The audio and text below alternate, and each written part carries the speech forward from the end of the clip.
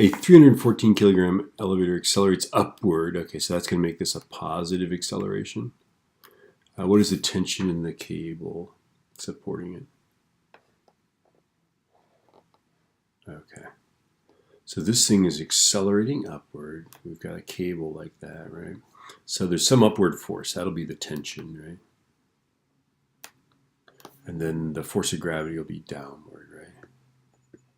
We got to figure that out. So remember that weight is mg, right? So that's going to be 314 times 9.8. Let's figure that out first. We got to figure it out first, right?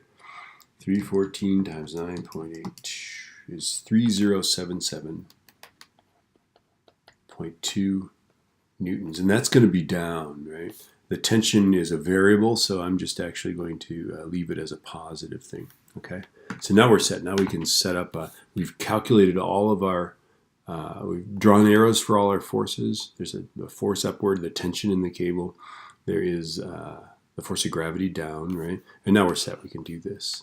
So I'm going to say tension. I'll just say force. Force minus 3077.2 equals 314.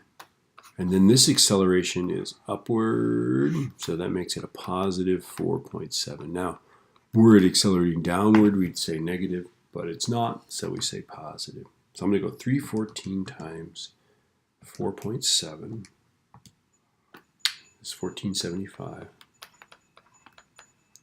And that equals F minus 3077.2. So I'm going to add this to both sides. So plus that thing is 4553 newtons. Yay. You'll notice that the force is bigger than the weight of the object, and that is what causes it, of course, to accelerate upward. If the tension is bigger than this, then it accelerates upward. If the tension is less, it'll accelerate down.